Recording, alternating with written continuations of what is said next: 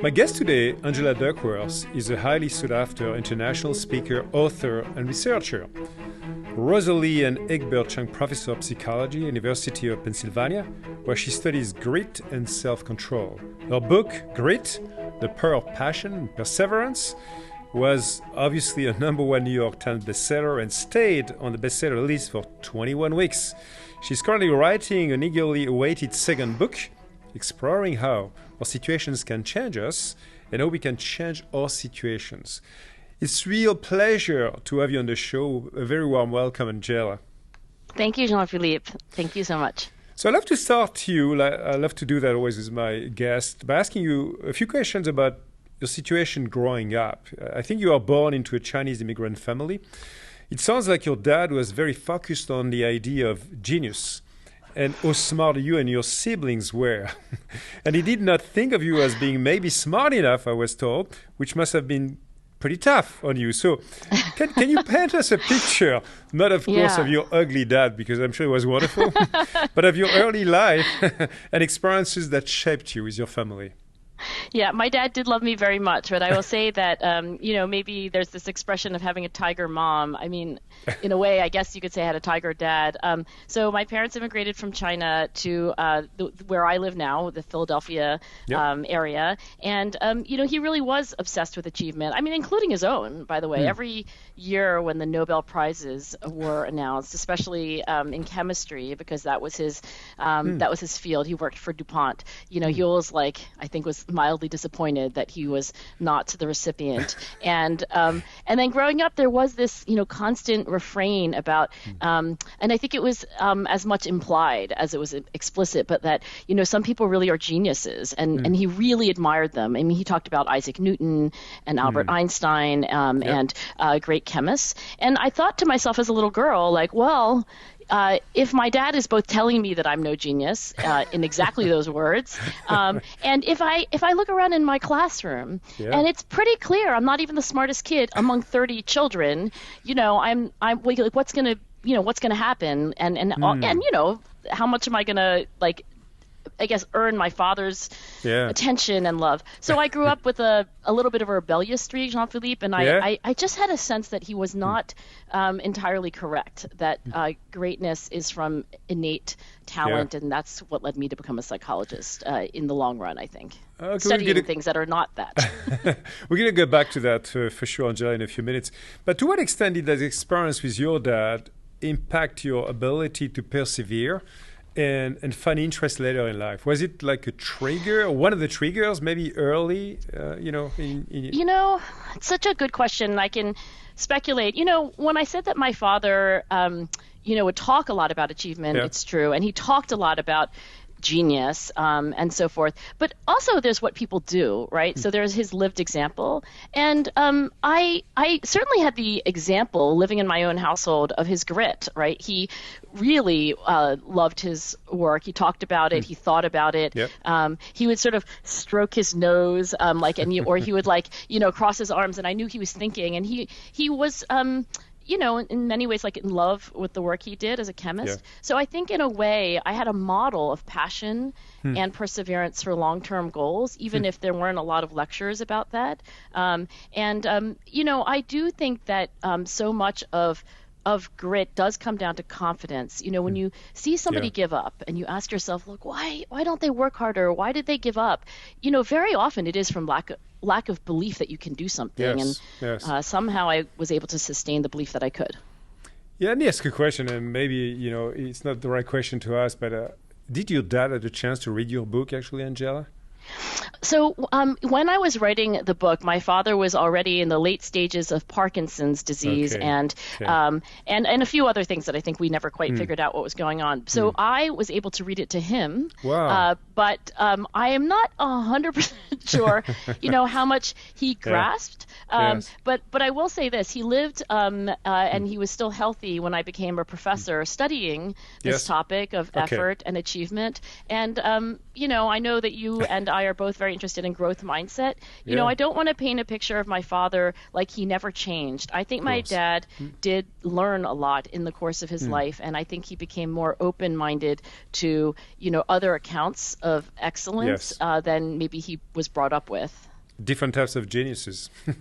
Yes, exactly, and different paths to genius. Yes. So, continuing a little bit on your childhood and, of course, the role of your parents, I was really moved when I read the prologue for your new book about how situations change us, but more importantly, how we change our situations as well. And in your new book, you explore in particular, I think, your relationship with your mom, with what sounds like a deep appreciation and understanding of her situation. So what was your mother like, and where did the idea for your new book come from, Angela? Well, Jean-Philippe, if this conversation leads to a title for this as yet untitled book, that will be a great victory for me. But let me tell you about my mom. My mother, was born in China with a Chinese name. When she came to the United States, very appropriately, she took on the English name Teresa, because I do think of my mother Teresa as being saint-like and selfless. One thing that was a big motivation for this book is that my life in the early years and even on into adulthood was a sort of simple story, which is that my father was obsessed with achievement and very gritty, and my mom was just this altruistic, benevolent woman who fed us all of our meals and was endlessly supportive, but wasn't herself ambitious and wasn't herself very gritty. Now, when I started thinking about this more critically in the last few years, I sort of woke up to some of the things that I missed when I was a little girl. So my mom came to this country separate from my father. They had not met until here. She crossed the ocean and came here actually knowing nobody. She had no relatives here. Wow. She wanted to be an artist, and she felt like she would have a better chance at becoming a great artist if she came to a country like the United States. So when I grew up, the reason I didn't see any of this is that by the time I was born, I was the youngest of three. My mother had become the dutiful housewife that at the time was expected of her. So I never saw her painting, and we never went to art galleries or museums. And so when I had this mind's eye image of my mother, I thought, well, she's lovely, but she's not very gritty. She's lovely, but she doesn't have long-term goals. Now my mom just turned 89, and I now realize that she had tremendous grit and tremendous ambition, but she didn't have a situation that supported that. And I think that's really the theme of this book. To what extent can an extraordinarily gritty person either achieve or not achieve their dreams depending on their situation?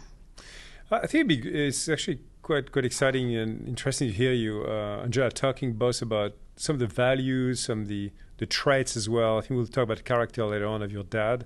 And then your mom. It looks like the perfect yin and yang coming together with Angela, maybe. Did that influence your, again, not just your work, but the way you've been kind of defining your kind of your life and the key interests you have in life, including, of course, grit and what it means in fulfilling one's life, which is not just being a genius, but it could take different shapes and forms.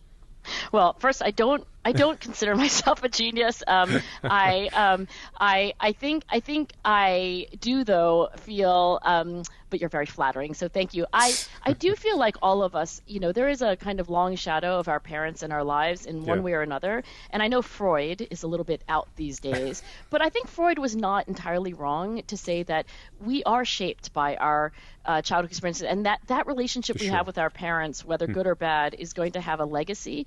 With my mom and dad, I will say my dad probably did give me a lifelong obsession with excellence. I love excellence. I mean, Jean-Philippe, you could tell me like, oh, this person is the best, crossword puzzle solver. I'd be like, wow, I want to meet them, or, anything, even if I don't have inherent interest in that domain. My mother is the soul of generosity. I will say that, waking up to the fact that I lived with a gritty woman, but neglected that, sort of ignored that, is making me realize that we should all have some humility. There's this painting my friend has called The Invisible Burden. And the painting, it's not famous, by the way. He just really liked it, so he bought it. And it's a man who's sort of standing, like his shoulders are bowed. And it's clear that what the painting should have is the picture of like a huge boulder on his back. But there's nothing there. It's just blue sky. And I think in a way, my mother was carrying an invisible burden. And so I couldn't see her grit because she was never standing upright and marching toward her goals. And I think that humility is part of my motivation to really grapple with the psychology of the situation. And as you mentioned, and probably this I do get from maybe both of my parents, whatever is true, I always want to know, where is the agency in this? What could we do? The relentless optimist in me thinks like, okay, but can we then change the situation to make our lives better? We'll come back to the changing of the situation, Angela, for sure, because I think it's a very important aspect of life. You're right about getting your first real sense of purpose during a summer break at college, when you worked at a summer camp with younger children. You're also right about having a strong gut feeling about the other occupations and choosing to go back to study. But when did you eventually find your why, Angela? It was many years later. So for a long time, like so many people, I think, and again, I think it's the rule, not the exception. I was just wandering around desperately trying to figure out my direction. And now that I'm a university professor and, Jean-Philippe, you've mentored many, many scores of young people. I'm sure you too recognize this kind of hardworking person, lots of ambition, but they are desperate, they're ravenous for like figuring out what direction to start dedicating them. They would love to have a calling, but they don't. And that was me until that's the hardest thing, right? Not knowing where you're going. So I was 32 when I had, the realization, and I would like to say it was more of a dawning realization than a lightning like epiphany. There was this dawning realization, more gradual than I would have liked, that I should be a psychologist. And that summer that you talk about, and even the very brief time I had at McKinsey and being a classroom teacher and doing other things, I think they all contributed to this kind of, I think if I could become a psychologist who understands motivation, then I will be able to help children realize their potential. But, that was 10 years of completely, seemingly rudderless indecision between graduating college and starting my PhD. And so I think that is the rule, not the exception. I think many young people feel like, by the time you're 22, you should have total insight into where you're going, and it's a lot messier, unfortunately, and a lot longer than that for most people that I study. No, I agree with you. Did you see through a change in terms of new generations? I mean, youth today compared to, when you're younger, even myself, of course, even before that, in terms of a kind of an urgency to live your why and to know your why much early on, as opposed to wait for anyway. I think one of the changes that is true for young people today is they simply have more choice. If I think about my own parents, and granted they were raised in China, and so that is a very different culture, but it was also a different time, right? They were born in the 30s. I think at that time in history, and if you go back even farther than that, like it was even more true. You didn't grow up thinking like, what's my why? What's my purpose? What's my direction? I mean, if you were a child of a blacksmith, you became a blacksmith, and for women, there was no choice. My father was given his career by his father. So I came from a family that was in textiles in China, so silk production. And my grandfather assigned to each of his sons, of course, the girls were not supposed to have professions, but the boys were literally given, you study this, you study that. And he turned to my father, who was the youngest. He said, you're going to study color chemistry so that you can come back and make the colors for the silk. It's family business. It's a family business. It's a family business, right? Exactly. It's like start bussing the tables like right now. So my father had very little choice. I think young people today, it is a blessing and a curse that they are given so many options, and I think that is one reason why they are asking questions about why and purpose, which I think is more of a blessing than a curse, but it is a burden that my father didn't have to bear. That's a great point. It's very fair. I think it's kind of almost the luxury of living in 2023, although there are some tougher aspects are also yes. for youth yes. to live today. But it's a different yes. discussion, a big one. Angela, as part of your research into achievement and grit, you studied new recruits at West Point Academy, and your focus was retention, specifically working out if you could predict who would stay and who would drop out. You've also widely researched the business world, interviewed top CEOs to test your hypothesis. And from your research, you're able to create and hone your theory on grit. So let's get into it, this famous grit. To start with, what is your definition of grit? So my definition of grit is passion and perseverance for long-term goals.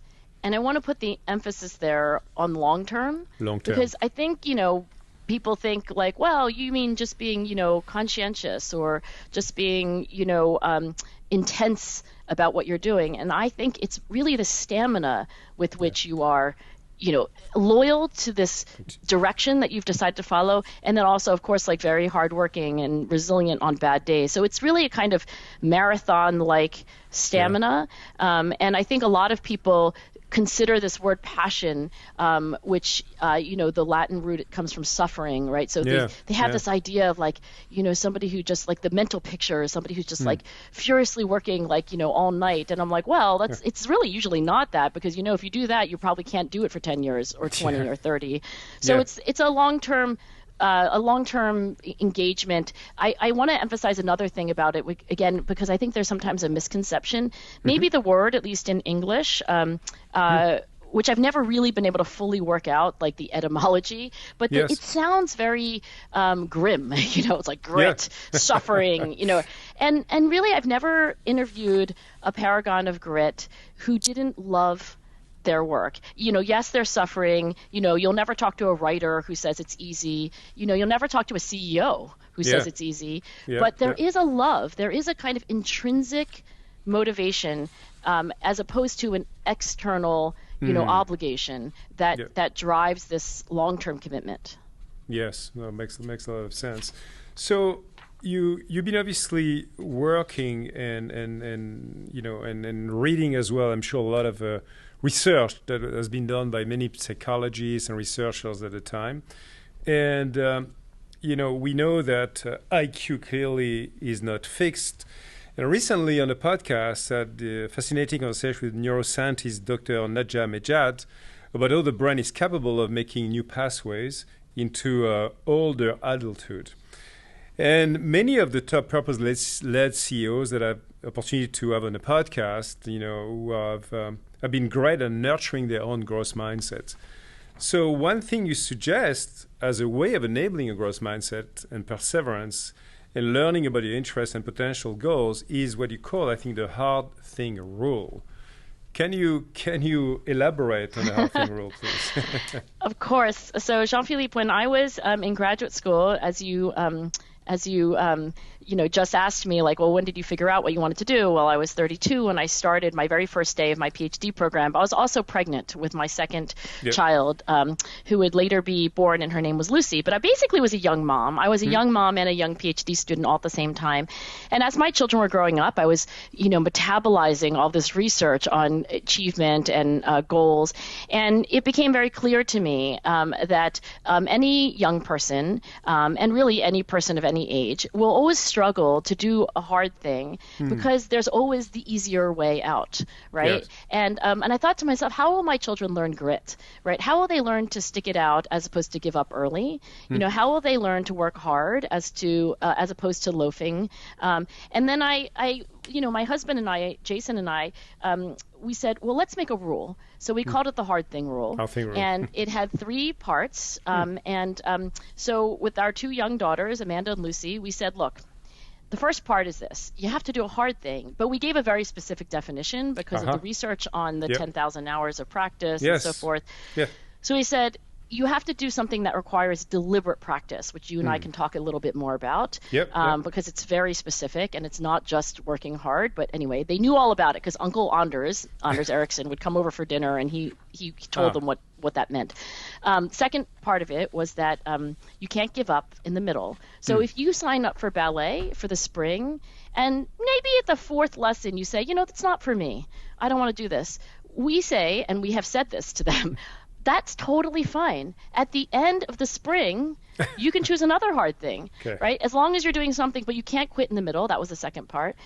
We wanted them to learn very early what it was like to fulfill your commitments to another person, and in this case, your coach or your teacher or your classmates or your teammates.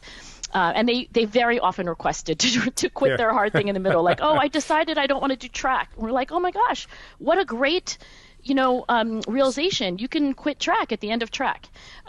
So then the third part, and I think this is very important and not obvious, I think, to some parents, that nobody could choose your hard thing but you. So I did not tell my daughter to do ballet. Jason did not tell them to play violin or viola or whatever other thing that they were doing. They had to make that choice themselves because we wanted them to learn at the earliest age about intrinsic motivation. I love that, and we'll come back to that as well. I mean, that determination, and I love the way you talk about not giving up in the middle of the road, but at some point as well, you also need to understand how far do you go. Exactly. At the appropriate time, you should absolutely ask yourself, what should I do? But I don't want them to learn the lesson in life that you're constantly at a crossroads. And again, maybe Jean-Philippe, as somebody who has mentored many more young people, especially in the workplace than I have, I think there is sometimes this kind of like constant, monitoring, like, should I be in this company? Should I be in this job? It's like, it's an important lesson in life to learn to keep your head down, at least for some period that you feel like you've made a decision. Like, I'm going to do this for the next year. And get this, and then I'll be at a crossroads. But you're not always at a crossroads. That's not very healthy either. No, I'm with you. I think you've got to live an experience fully end to end, and then you decide, of course, on based on your experience, on the excitement, the passion or lack of, what to do next in your life. But don't give up too early, for sure not. So I'll have to go back as well to some of your work. You've been writing about researchers, psychologists, of course. Some that have inspired you, like me as well, like Carol Dweck and her growth mindset theory. And your second-year advisor, I think, recent guest on my show, Martin Seligman, and his PERMA model of positive emotions. So I'd love to understand, actually, how did you land on your unique grit formula, if I may say so, and what influence did some other psychologists and researchers had on you and your work, Angela? I think we probably have many of the same influences, Jean-Philippe, Carol Dweck among them. Now, Marty Seligman was my PhD advisor, and in addition to Carol's work on growth mindset, which I was introduced to actually probably a little bit later than I should have been. I probably discovered her work maybe even toward the end of my PhD. But of course, Marty was there from the very beginning. And what Marty Seligman, whose work on optimism very well, and his work on PERMA as an approach to happiness that has many features, including A, which is achievement or accomplishment. Yes, a big one. So I think the influence of Marty was severalfold. But the one I would like to emphasize is the one that I've been thinking about lately, because I think if I tried to run a counterfactual of my life, like what would Angela Duckworth be doing if she had not crossed paths with Marty Seligman? I feel quite certain that I would not be the psychologist that I am today. I might not even be a psychologist at all.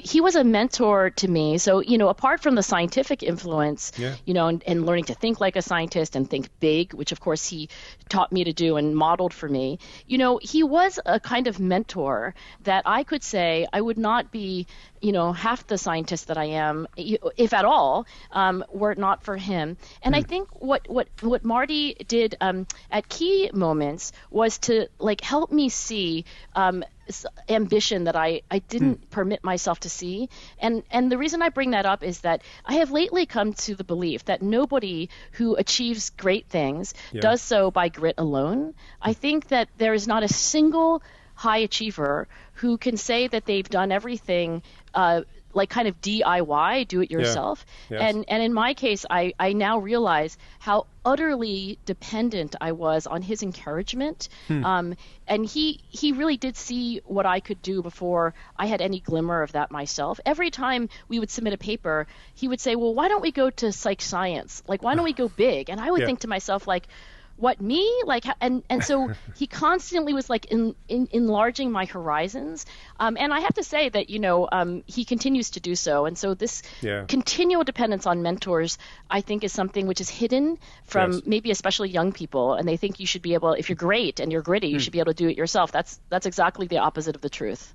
And could you feel that wave of positivity coming from Martin, where he was coaching you, mentoring you, as he talks about positive emotions? And the funny thing, the paradox of Marty Seligman is that he is the father of positive psychology and, maybe has done more than any other scientist to spread the gospel of happiness. But he is not, and I think he has probably shared this with you as well, he's not a cheerful person. And, his like kind of default expression is this like downturned, mouth, and he crosses his arms and he has that baritone voice that and he would very rarely say positive things to me.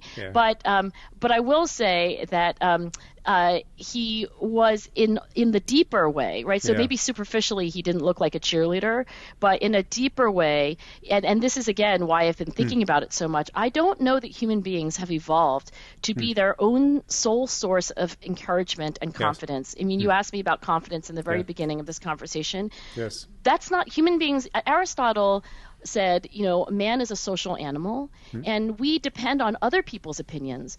None of us are confident enough to keep thinking we can do it without someone else saying you can do it. And Marty, in so many ways, and not always verbally, said to me, you can do it. Which was fantastic encouragement for you, I guess, Angela, early on in your trajectory. I'd love to go back to your definition, right, of grit when you talked about passion and purpose for the long-term goals. Yeah. Because I think having goals and connecting goals with our purpose is a big part of positive leadership. That's my belief. But sometimes people need a way in finding their purpose, number one, which can seem really daunting, especially for younger listeners, I found.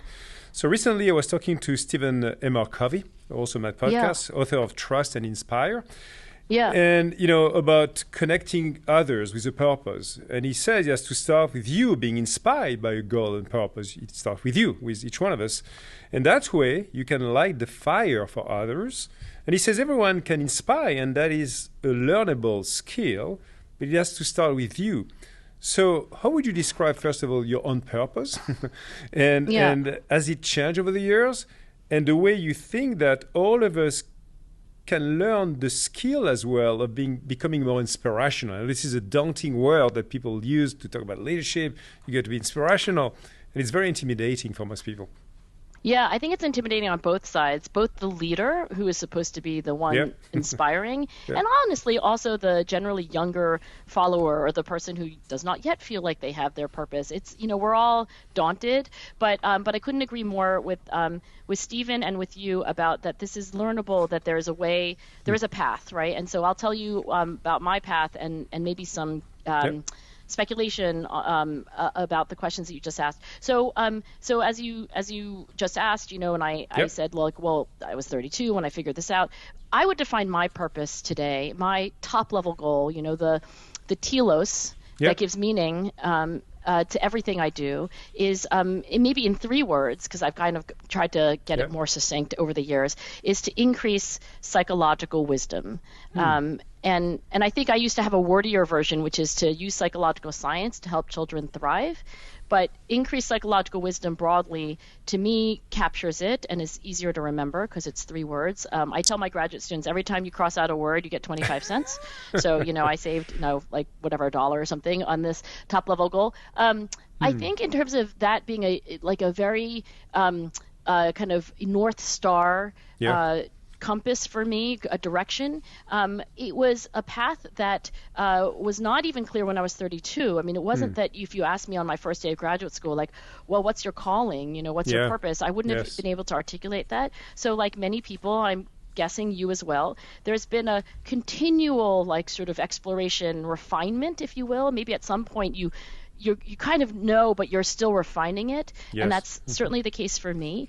In terms of then like my advice for somebody on the inspiring side versus the younger side, I'll take that first. So maybe people who are more in positions of leadership currently, as you are, and to some extent as I am. I think that the thing I've been trying to do is to be very honest about how messy, nonlinear, and unpredictable the path was. Because when I talk to young people, it's a little bit like, they have this highlight reel of kind of, people like you or like, their boss. Yeah. And they don't see the dark days. They don't see the moments of indecision, the complete and total stupid decisions you made that cost you, a lot of grief and time. So I try to be honest. For example, last year I was on sabbatical, and so I didn't have to teach, and I had completely protected time to write the book that you very generously brought up. It was a disaster, Jean-Philippe. I mean, honestly, I was a dumpster fire, as I like to tell my students. Oh my gosh. I mean, I really lost perspective. The writing went terribly. I tried so hard. I got nowhere. I was like digging myself into a hole. It's very important for me to tell young people about that, because I don't want them to see like, oh, and then she wrote a book, and then she wrote another book. I'm like, oh, wait, did I just tell you about the time that my confidence was -3 on a scale from 0 to 10? Exactly. So I think honesty would be... Honesty would be the advice there. And then for young people, I think just some patience and some I think they don't know how normal it is to not know what you want to do. So many young people, they have the work ethic, they have, so many of the skills, but they don't yet have, as you said, a purpose. But just to have some, understanding that is normal. It is, Julia Child was like in her middle age practically before she even started cooking, right? So, you're going to live a long time. Keep working out and sleeping, and you're going to live a long time, and keep working hard and find mentors and ask yourself, questions about your values and your interests, and you will, I think, find a purpose, but it doesn't happen overnight, unfortunately. I'm with you 100%, and I think it's something you got to explore. I mean, by chunk, by in your life steps, whatever they are. But you need to dare doing something about it and experiencing new things so that you can actually test yourself at the core of yourself. Can I give you a metaphor, Jean-Philippe? Because I thought about this for a while, and I was like, how do I explain this to you? So this is the metaphor that I have found to be useful for young people. I tell them about the paramecium, right? The paramecium is a single-celled organism, one of the most primitive on the planet, and it's one cell. It's just one cell. So it doesn't have like a brain, but it has just this like hardwired instinct to, like, if it's warmer over there, it swims over there. If it's, if there's food over there, it swims over. And then if it's cold, or if there's not a lot of food, it swims away. So it just has this kind of instinct, number one, to move toward, a sustaining environment. Like, this feels good. And then the second rule it has, and these are good rules for young people, right? Like, this boss makes me feel great. This company makes me feel energized. This team makes me feel good. I feel like I'm making a contribution. Fine, just move toward that. This group of people does not give me energy. I don't feel like move away from that. Move so that's away, rule number one. Just like a paramecium, it's not that deep. You only need one cell to figure this out. And the second thing a paramecium has, and I actually talked to a world expert on paramecia just to get this right, and he was like, this is basically how it survives and why it's still on the planet, right? These two things are all it needs to survive. The second thing is that a paramecium kind of moves in a actually very primitive randomness kind of way, like those vacuums that are Roombas, right? So it'll swim, and moving towards nutrients, towards warmth. But then if it hits an obstacle, right? Say it runs into a rock, right?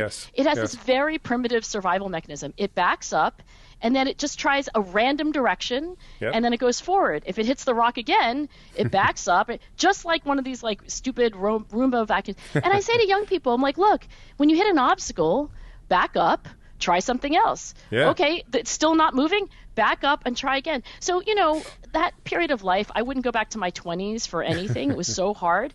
But I think if you're in that young part of your life where you're not yet convinced of your purpose, you don't have it all figured out, move towards warmth and nutrients. Yeah. And when you hit a real obstacle, back up, try something else, back up, try it again. And like the paramecium, you will survive. Love the analogy. It's wonderful. I'm sure we can ask Microsoft Copilot or ChatGPT to actually deliver a video just based on your recording. Exactly. I'll do that right after the episode. Using your great technologies, bring it to life. I would love that. Just to visualize that, Angela, would be. One of the things, Angela, I've been fascinated by, and what inspired me actually to start making the podcast, was the idea of the 3 circles of positive leadership that you know so well: me and others, me and the world. And within each circle, of course, doing some work. With my own foundation in my home country in France, we're exploring what we call the 9 positive leadership powers, which are very specific skills, behaviors, attitudes to drive a positive impact in the world. So we would work on building self-confidence, managing your positive energy, or building the change with others to drive that positive change in the world.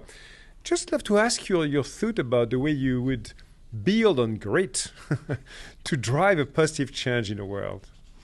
I think the word that you use there with skills, right? Yes. Is so important, and also the fact that there is not just one of them, right? 9. Yep. I know other people may have to. I've been reading a lot about John Wooden, the legendary basketball coach, yes. Who I never met. Unfortunately, I didn't have the wherewithal to introduce myself while he was still alive. But as you know, he was the winningest coach, arguably in NCAA history. Depends on which statistic you choose. Yep. And I think one of the things that he left the world was this like pyramid of success. And so I think probably the modern person might know this through Ted Lasso, because Ted Lasso, the TV series, was modeled on John Wooden, very explicitly. Yes. So Jason Sudeikis has said this. Anyway, so whether it's John Wooden's pyramid of success, there's like multiple, building blocks in the pyramid, more than 9, or your schema.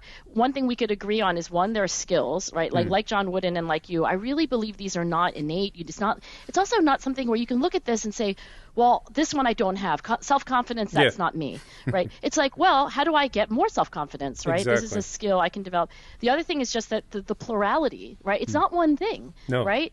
And I don't know that there's a magic number, but like everybody I know agrees that it's more than one thing. So these skills are plural, not singular. Yep. So in terms of like, grit, I think one of the things that I would like to share that I think was maybe a revelation to me. I started off studying achievement. I found these high achievers had something in addition to talent that I would call grit. Then as I got more into it, I realized that grit was in some ways the output or the outcome of having multiple skills, a growth mindset orientation toward failure, and setbacks. Also practice. Maybe I'll just double click on this one as an example, and then I'll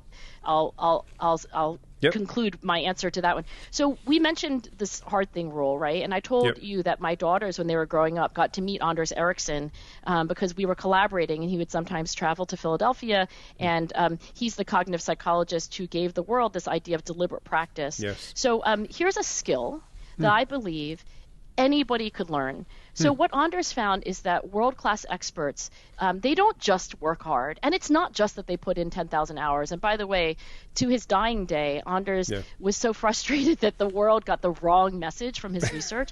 Yes. There's nothing magic about 10,000. In fact, almost anybody puts in more than 10,000 hours. Like just having a job for 40 hours a week, just start adding up the thing. You're like 2,000 hours a year. Like, oh, wait, how come I'm not an expert after 5 years? Well, what Anders found is that the quality of practice may be more important in some ways than the quantity. And the quality of practice depends on 3 things. All of them you can learn. So this way of practicing like an expert is a skill itself. So the first learnable thing, right? Anybody could do this starting right now. He found that experts practice with a very particular goal. So they know what they're trying to do better. If it's a Monday at work, you can ask yourself, do I know what my goal is this week? What am I trying to do better? Am I trying to be more patient at the beginning of meetings? Am I trying to have better agendas? Am I trying to maybe align what I'm doing better with the strategy for my team? Whatever. Am I trying to be, a little less procrastinating? So you have a goal. The second element of deliberate practice out of 3 was that you really had to concentrate with full attention on what you're doing. So if you're an Olympic skier and you're practicing a downhill run like Lindsey Vonn, you are only concentrating on that goal during that run. You're not multitasking. You're not checking your text messages and so forth. That's also learnable. And the third element, which is a lifelong journey for all of us, is that you have to learn how to take feedback. None of us were born knowing how to do that. All of us are learning how to do it better. But those are 3 facets of what deliberate practice is. Of course, you have to repeat this over and over. And one of the things that my daughters were blessed to have growing up is because they grew up with Anders Ericsson in our lives, they never thought that like this kind of thing, some people do it, some people don't. It's a skill, one of many. And I think in terms of your 9 positive leadership powers, like to me, you can break down all of them and say, how do I learn that? How do I improve that? And the answer will be, there is a way. Yes.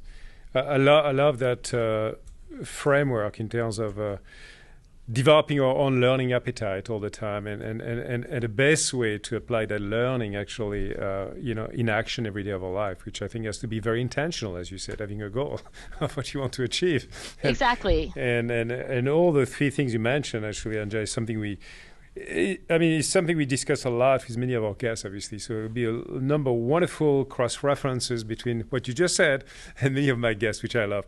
Now, I'd love to go back and quote a sentence from your prologue, which really resonates with this idea. You'll see your situations can spark virtuous cycles, amplifying tiny changes over time, and creating a rising tide of confidence, effort, and success. I'm so excited to read your book soon when it comes out. You talk about an approach you call the 3 when I have it finished. Yes, I know. So keep my warm encouragements to you, Angela. Let's assume that. But would you mind actually maybe uncovering a little bit some of it with what you call the 3 boxes model, what it is? Yeah, so one of the major inspirations for me as a psychologist was this psychologist that I met about 12 years ago at a conference at Yale, and it was a conference on behavior change and self-control, and it was a little bit like the Academy Awards for this area of research. And so, no, we didn't have like Matt Damon, but we had, what in my universe was like the equivalent, right, the superstars. And I was a junior academic, so I was just thrilled beyond belief that I was there at all. But on the first day, there was a talk on what was called the process model of behavior, and that was given by James Gross at Stanford University. Yes. He studies emotion, but he said, look, this is how your emotions come to be. He's like, when you feel something like fear or anxiety or happiness, joy, interest, anything, it just feels like it's just there. He's like, but if you ask what happened just before that emotion, there was something that happened just before. It was a thought, a thought like this may go badly. Okay, well that's going to lead to anxiety or fear. Oh my gosh, I can do this. Okay, that's going to lead to confidence. Like, oh, I wonder if that person thinks worse of me. Well, that's shame, right? So he said, as an emotion psychologist, you can back into sort of any emotion by this second thing that happens before this third thing, because I'm going to say it's in 3 boxes, and that is the thought. But then he said, look, wait, let's not stop there. Let's ask what led to that thought. What leads to our thoughts? What happens right before we have that thought? And sometimes the thought is conscious, sometimes not. But what happens before? He says, you're in a situation. You're in some objective situation. Someone says something to you. You see something happen, like you get a failing grade, you get a positive performance review. So the 3 boxes is box number 1 is your objective situation, the physical and social circumstances in which you happen to be at the moment. The second box is your thoughts, right? Like how you understand that. These are subjective, of course. The third box is your response. That's the 3-box model of human behavior. You can take any behavior. You can take grit. You can take giving up. You can take losing your temper. You can take, whatever you decide to do on Tuesday morning. Like, you could say, what was the thought that led to that? What was the situation that led to the thought? And that to me was very inspiring because, Jean-Philippe, what it gave me the idea was that most people that I know who are trying to succeed in their goals and are maybe finding that they're falling short of their goals, they think, I need to try harder. I need to work on box number 3. I have to stop procrastinating. Correct. I have to stop eating junk food, to stop, going on social media late at night. Like, I need to start, doing that. So they're only thinking about box number 3. And what, if anything, what I hope this book would enable people to do is say, like, let me step back and say, what were the thoughts that led me to do? Why did I procrastinate? Why did I? Yes. Yeah. Then let me ask the question: what situation, what company can I work for that will lead me to my best self? What boss could I have that will lead me to my best self? How can I change the settings on my cell phone? That's also box number 1. That's your objective. What if I put my cell phone in a different room? Would that change? So that to me is the inspiration. And I really do feel like when I grew up, you asked me about my childhood, I don't want to speak for all Asians, but my parents were Chinese, and they're really, there's this expression in Chinese that translates to eat bitterness. There is to me sometimes a kind of overly simplistic view of achievement that's like, oh, you just have to work hard. You just have to use willpower. You just have to have inner strength. That's not what really gritty people do. They're always trying to put themselves in the best possible situation to make that hard work and that high quality work easier. No, I think it's so true, Angela. I mean, it reminds me of this quote I love using all the time, and maybe I don't have the best memory of the quote, but it says something super well. Watch your thoughts before it becomes your world. Watch your words before it becomes your action. Watch your actions as they become your destiny. And I love that. I think it was attributed to Mahatma Gandhi. Others say Thatcher, actually, Mrs. Thatcher. I don't know who said that, really. I don't know either, but I've seen that, versions of that quote as well. And I love it because all about this thought process and the core belief we have in ourselves, and the way we process that or not, and the way we are able to step back in our mind to actually reflect on what's coming from this little voice, this interpretation we have before we jump, before we even talk, before we drive an action, and we stay. I think there's a version of that quote, and there are many, and I don't know that anybody really knows. There's a version of that which says, watch your thoughts because they become your actions. Watch your actions, they become your habits. Watch your habits, they become your character. Watch your character, that becomes your destiny. And the only friendly amendment I would make to that quote is, watch your situation because that will shape your thoughts. So that's the part where I think, like, okay, let's go all the way back to the very beginning. Let's go back to box number 1. And with my daughters who are now grown up, they're 22 and 21, I think they should be, you use the word intention. I think young people should say, I want to be intentional about what city I live in, what company I work for, the friends that I choose to be with, what I do with my, my cell phone, because that is box number 1 for you. You should watch that, because guess what? It will become your thoughts. Guess what? That will become your actions. Guess what? That will become your character. Guess what? That will become your destiny. Love it. It's going to be one of my new quotes, Angela. I got a new one with your permission. Okay, it's going to be. I don't know who said the original one, but the last thing, I'm pretty sure I think I could, take ownership of that. Let's shift gears. I'd love to talk a little bit with you as well about the world of work. It's changing very fast. 23% of jobs expected to change in the next 5 years, according to World Economic Forum, and millions of people will need to move between declining and growing jobs. What do you think is the best way these days to actually acquire new skills? Yeah, there's two things. One, very briefly, just a passing comment. I like you, maybe not as much as you. I speak to investors, right? Sometimes early investors like venture capitalists, sometimes a little later, even public markets. And everybody that I talk to who's a very successful investor says, the market is everything, right? Like, yes, you have to pick the right company. Yes, you have to pick the right leader. But if you're in the wrong market, right? Like if you have missed the boat on AI, guess what? You can pick the very best person in the worst market. You're still going to lose all your money, right? So the market is obviously everything, but in a way, it's like pick the right macro box number 1. Like, so you want to be in that. I will say, in terms of a young person, or as you pointed out, the brain is always changing. We're always learning, so we shouldn't think about this as being a young person's game. If you want to acquire skills, because as you point out, the workplace is changing, and we're constantly being asked. I mean, I think the irony of AI is that we're being asked actually, and I know it doesn't seem obvious, actually to be smarter and more intentional and more critical in our thinking than ever. The AI doesn't diminish that responsibility, and it increases it. So there's a paper that I was involved in. I don't think it's published yet, but the basic gist of it is this. You look at Department of Labor statistics on jobs, and you look at job changes over years, and these are from surveys of employers, and employers are asked about what jobs they have, but critically they're asked to indicate on a variety of dimensions what characterizes that job. Does it require detail orientation? Does it require, punctuality? Does it require teamwork and so forth? Etc. Yeah.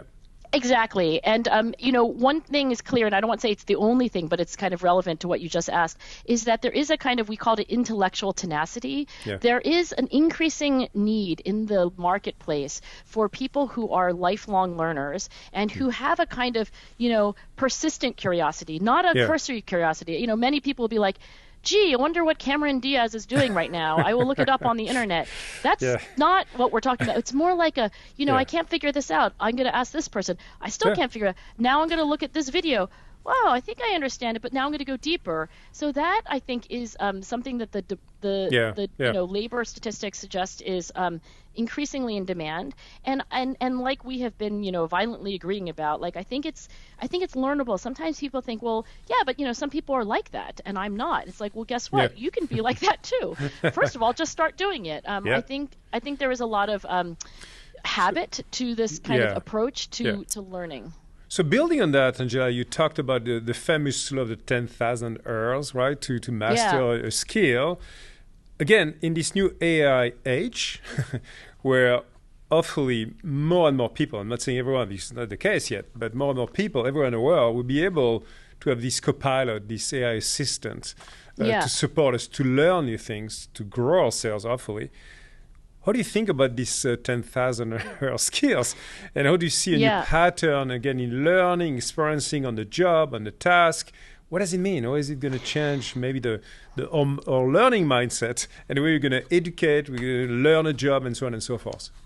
Yeah, well, I won't pretend to be able to foresee the future, especially now, because, and anybody who's not aware that, this revolution in technology isn't like, it's not even that we should use the future tense. It is changing everying. Like, right now. Well, wake up, because guess what? Yes, it's happening. You can close your eyes, but it's going to happen anyway. So I love this question, Jean-Philippe, and I would say this. One of the things that I think was the deepest insight from Anders Ericsson and this work that became popularized as the 10,000 hour rule. By the way, that came from one study of German musicians, violinists in a certain music academy in Germany. So we really ought to take Anders' work as showing the importance of the quantity and the quality of practice. But one of the things that I think he would himself have said that was less known, but the core insight was when people develop expertise, his first research was on chess. Let's take chess players as an example, but it's true of everyone. The thing that really happens, and this is true for physical sports also, is that there are increasingly sophisticated mental representations, mental pictures that are increasingly sophisticated, and that's what's really going on in a grand chess master's head. What happens when you practice with feedback and with goals and so forth is that you have increasingly sophisticated mental models of the chessboard, of the game. Same thing if you're a skier, same thing if you're a product manager, right? Now, what does this mean for AI? To me, it suggests that we now have something that never existed in human history. We have the possibility of upgrading our mental models of what's going on at unprecedented rates. But instead of people thinking like, oh, great, now I don't need those mental representations. Now, it's going to think for me. No, it's going to think with you. Exactly. And you are going to be, if you choose to, right, you're going to be smarter than any person has ever been on the planet before. Because this is, to me, I know I'm preaching to the preacher. You know more about this than I do. This is like the invention of writing. You know, like, I don't know where this will go, but I think the potential for us to make us wiser, smarter, more creative, more productive, and more critical is there if we choose to take it. No, love it. I know time is passing fast. I hope you get a few more minutes with me, Angela. There's been I like to ask you about the importance of passion as a key predictor of success, and how it compares as well to the idea of intrinsic motivation, as Daniel Pink talks about in his book Drive, that I'm sure you know well. Just for the listeners, Pink argues that intrinsic motivators like autonomy, mastery, and purpose are what leads to better performance, satisfaction, and personal fulfillment. So Pink doesn't focus on passion the same way. Instead, he places a strong emphasis again on autonomy, suggesting that people are more motivated and perform better when they have control over their work and environment. So how important to you is this sense of autonomy that he talks about? Does intrinsic motivation relate to and differ from passion in your framework? First I'll say Dan Pink is he's a great writer, a great thinker, and also just a really nice person. I met him a long time ago, and he was so kind to me and had no other reason to be other than that he's kind. So I will say that. Do I agree with him? Yeah, and let me say exactly why. What Dan Pink did in his book Drive was in a beautiful way capture a theory in psychology called self-determination theory, and indeed it posits there are three elemental human drives.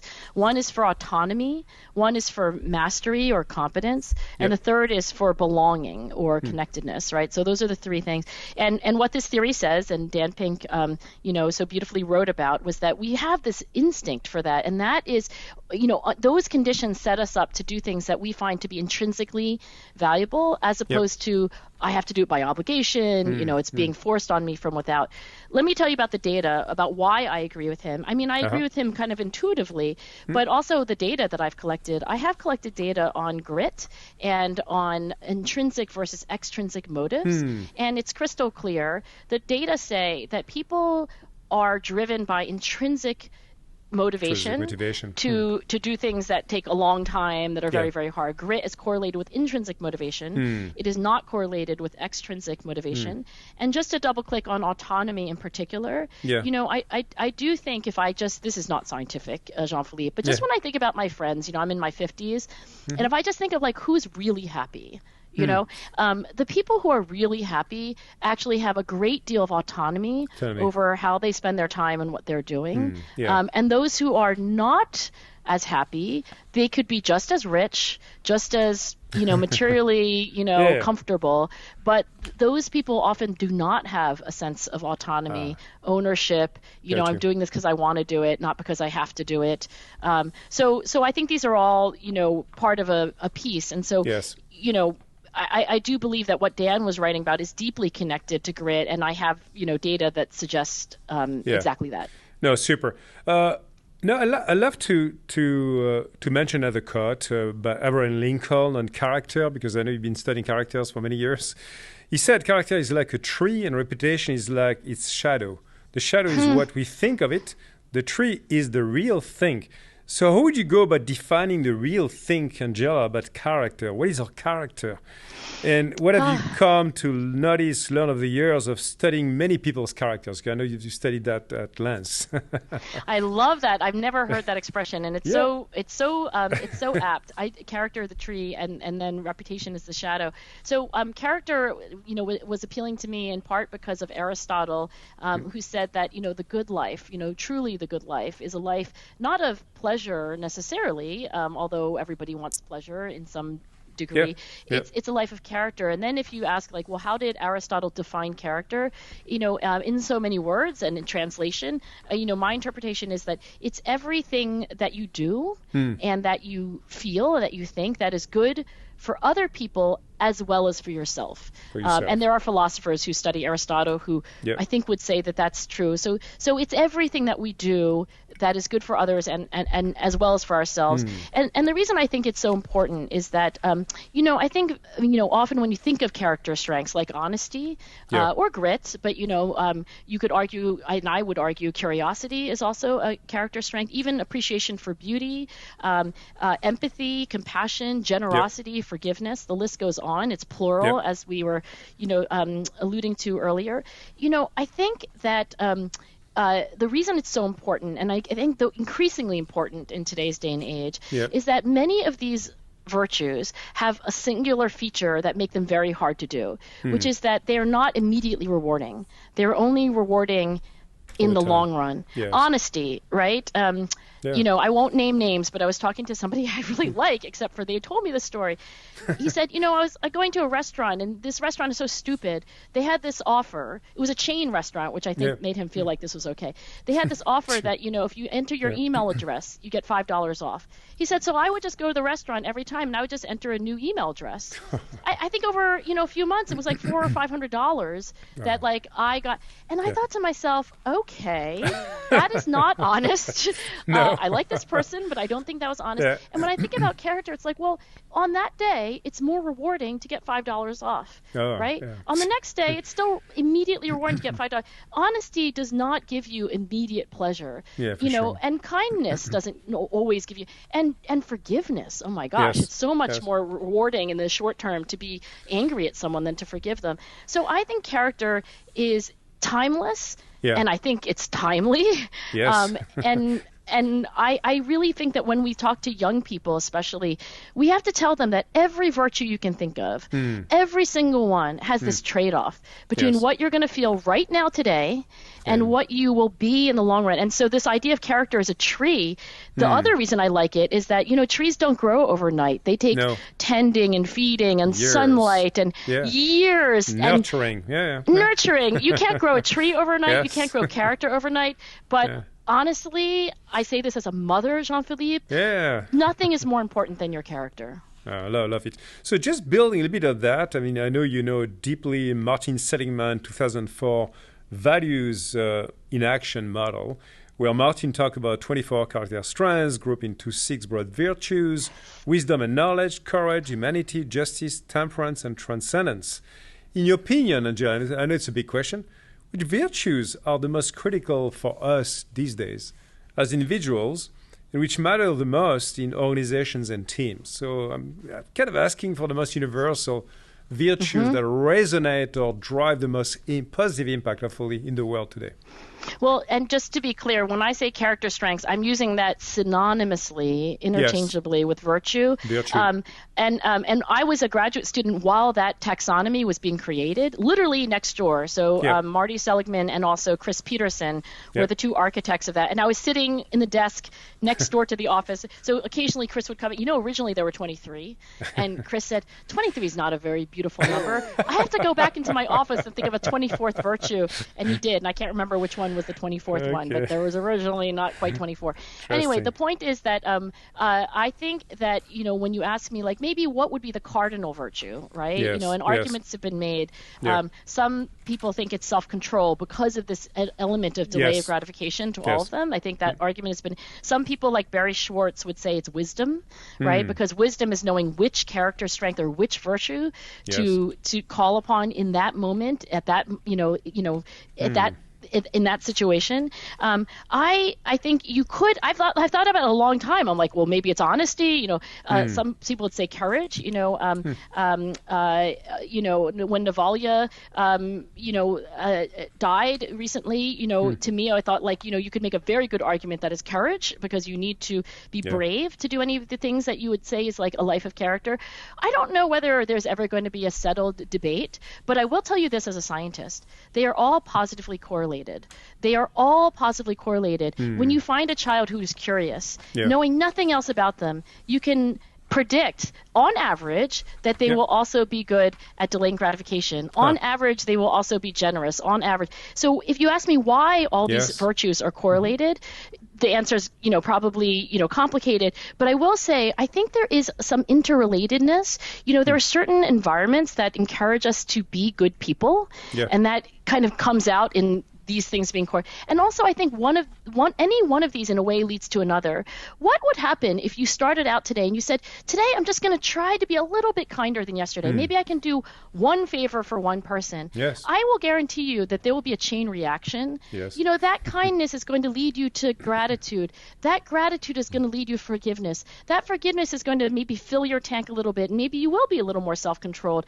Maybe that will incline you towards just a little bit more courage to say what you really think in a meeting. So I think the fact that these virtues, these character strengths, are correlated suggests to me maybe it doesn't matter which one you start with, as long as you start. No, I love the way you talk about practicing our virtues, one day at a time and one goal at a time. And it's a good, maybe a good segue into my last couple of questions, Angela. I've been really fascinated by the way you talk about goals, which I think is quite important. All my life I've been setting kind of goals. In the business side, of course, all the way from KPIs to OKRs, blah, blah, blah, but also to my personal life goals. And so, understanding the difference between low-level, high-level goals, and you use, I think, a tree analogy, or another way you describe it is by the idea of hierarchy of goals.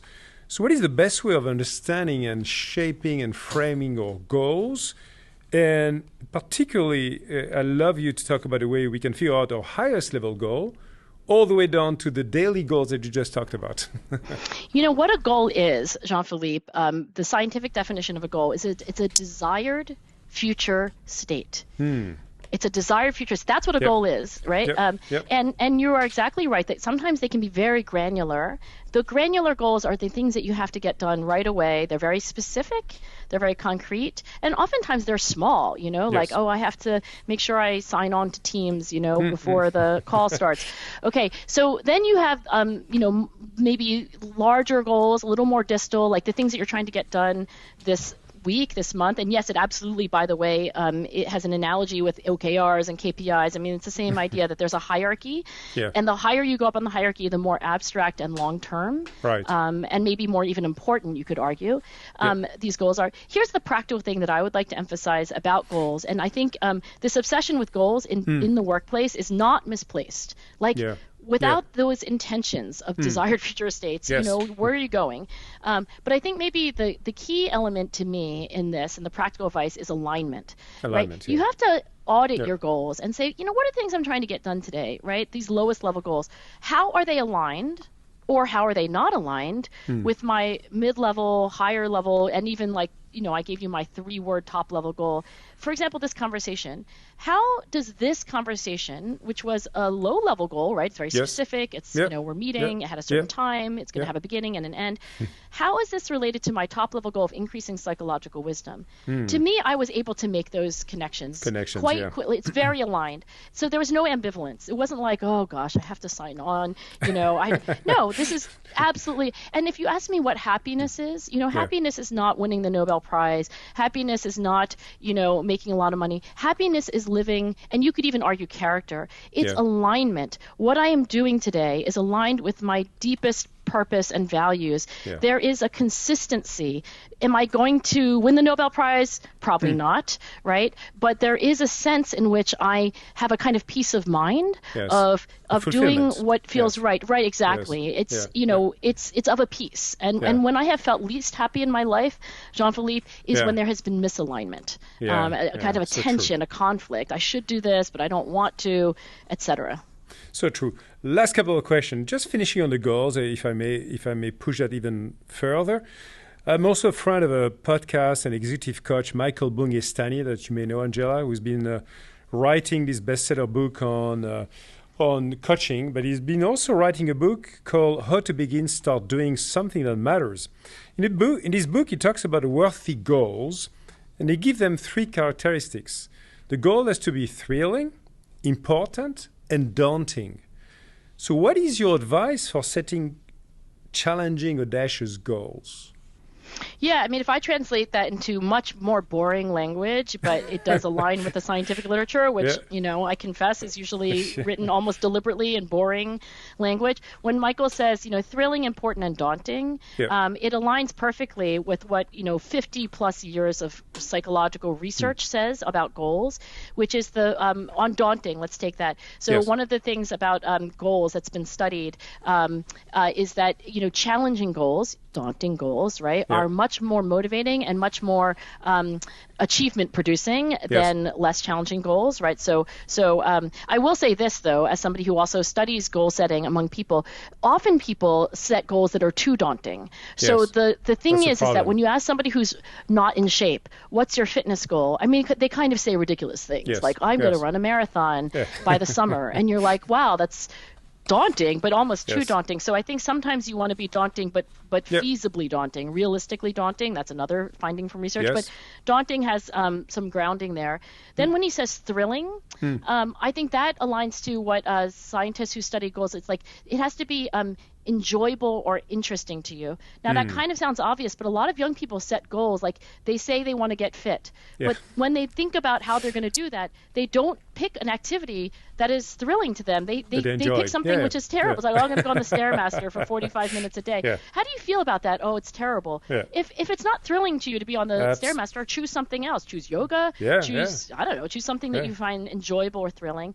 And then the last thing you said is important. And I think to me, when I hear that as a psychologist, you know, that is a dimension that's also been studied. That is different from enjoyment or thrill. That is alignment with your personal values. And and that to me is actually a very good recipe. When you say meaning. thrilling, important, this is, it's a terrific recipe, and it aligns with the boring research. But but yeah, I think that those are very practical ways of making the research, you know, actionable in your life. Super. I'd like to finish now by asking you just about your daily practices and advice you could share with listeners. I've heard you talking about the importance of positive self-talk, Angela. So why is it so important, and what advice can you give our listeners who want to try this self-talk? So the self-talk is this kind of, you know, a thing that we're all doing already. So self-talk is this kind of like verbal, you know, like the closed captions in your mind. Sometimes you say it out loud. Most often you don't. You know, for example, you know, when you're making a decision, you are in your head thinking like, well, on one hand, on the other hand, that's self-talk, right? And when I said box number 2, where the thoughts that lead to the actions, that's box number 3. That's self-talk is box number 2, right? So it's this kind of private, you know, monologue. Sometimes it's a dialogue because you're, you know, kind of ambivalent about two things. So I would say in terms of positive self-talk, you know, one thing to recognize is that optimists do talk to themselves in ways that are, you know, focused on what they can change. They tend to pay attention to that element of possibility, of change, of growth, and of control. Pessimists tend to have self-talk which dwells on the negative. Let me put all of my energy into the worst case scenario. And nothing is controllable, by the way, as well. And nothing is controllable. Do anything about it, yes. Yeah, and you know, and that really also leads to kind of like everybody, it's everyone else's fault. I mean, so I think this positive self-talk is a skill, as you may have guessed, I think. And I've been practicing it myself, and usually I'm pretty good at positive self-talk, but in that, you know, very difficult year I mentioned, you know, really my self-talk was very negative. It was, I said these kinds of things, self-talk. I literally said, I'm going to retire. I'm a terrible psychologist. I'm a terrible writer. This is, you know, I don't deserve like my job. And then I would, you know, write it in my journal, and then I would say it out loud to my husband. And only by practicing more positive self-talk, like, well, this year's terrible. This book is not going well.